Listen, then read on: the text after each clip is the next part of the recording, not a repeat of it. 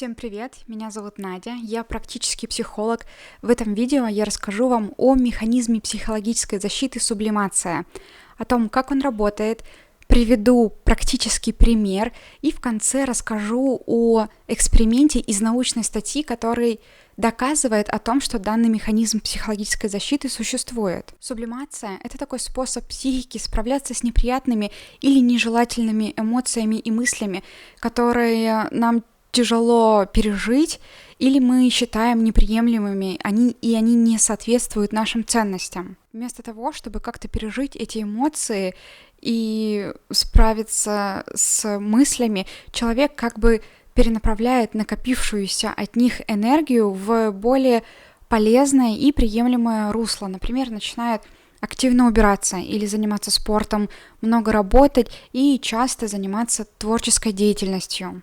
Сублимация появляется, когда происходит внутриличностный конфликт между желаниями человека и его личными возможностями, и также тем, что дозволено в обществе.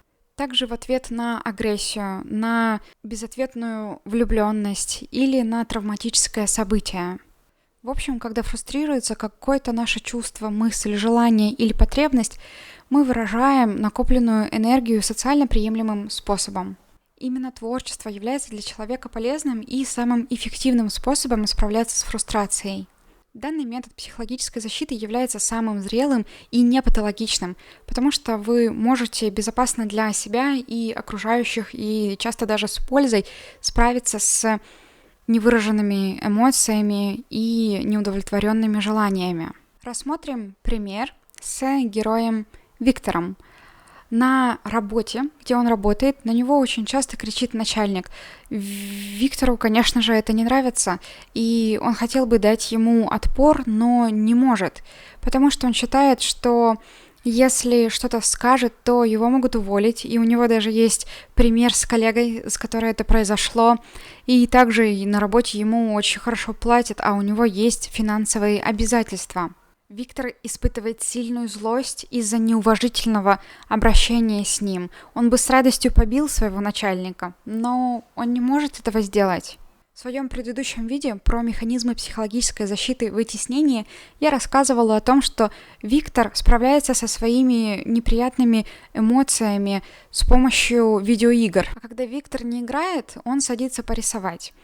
Хотя это бывает не очень часто. У него есть скетчбук, который он купил несколько лет назад, но он до сих пор не до конца заполнен. Он выплескивает свою злость и обиду, также страх изменений в рисунках.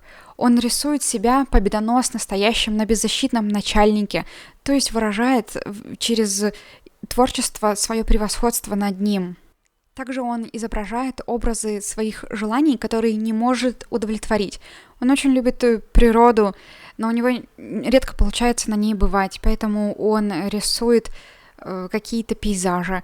Он хотел бы жить в домике, но пока что не может себе его позволить, поэтому он рисует домик.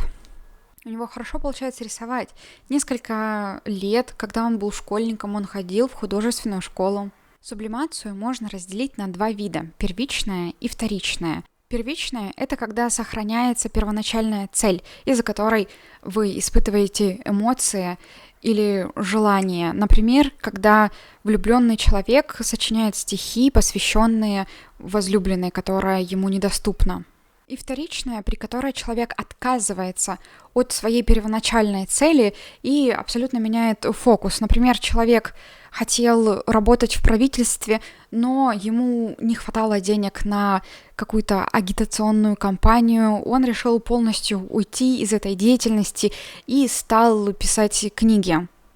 Пример с Виктором — это пример первичной сублимации, так как его деятельность творческая связана с его первичной целью, эмоциями злости по поводу начальника и также его неудовлетворенными желаниями. Вторичная данная сублимация была бы, если бы Виктор решил уволиться и найти новую цель, например, занялся бы творчеством или спортом. Как можно заметить из примера с Виктором, даже такой развитый механизм психологической защиты, как сублимация, все равно не дает полностью столкнуться с реальностью. Может быть, если бы Виктор попробовал сосредоточиться на своих эмоциях, он все же решил бы, что хочет что-то сделать со сложившейся ситуацией на работе, например, уволиться или серьезно поговорить с начальником.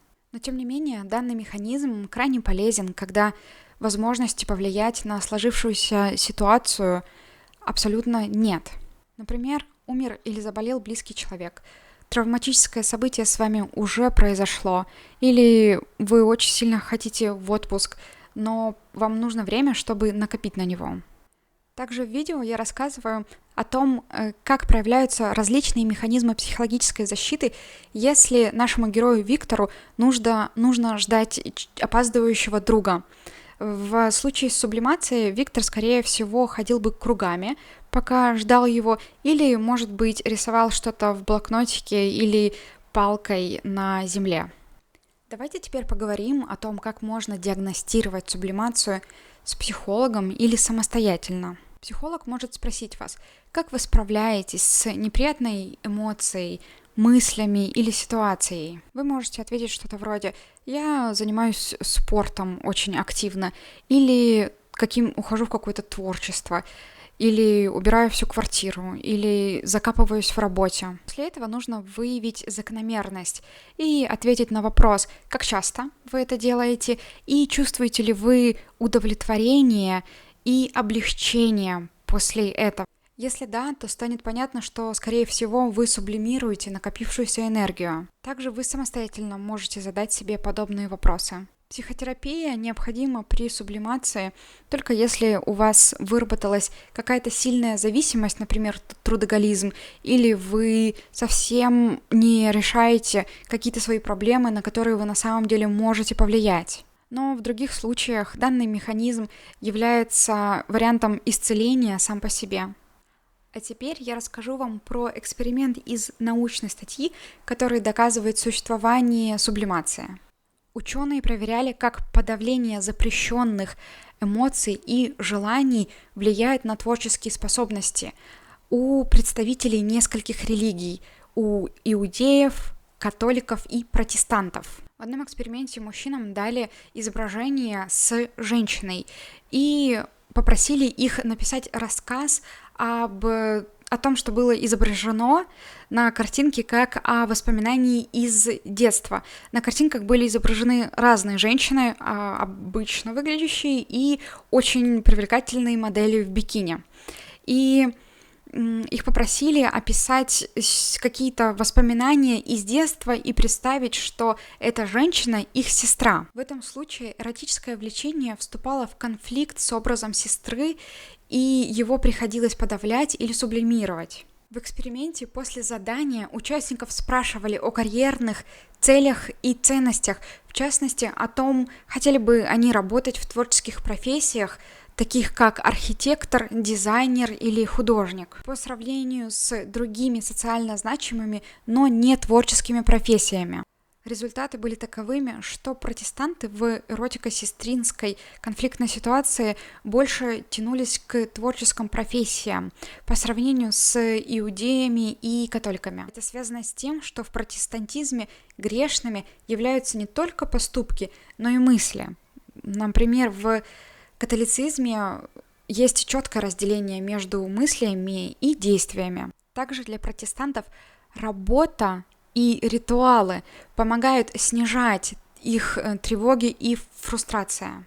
В одной из своих лекциях о религии Роберт Сапольский, профессор нейроэндокринологии, рассказывал о том, что основатель протестантизма Мартин Лютер болел обсессивно-компульсивным расстройством.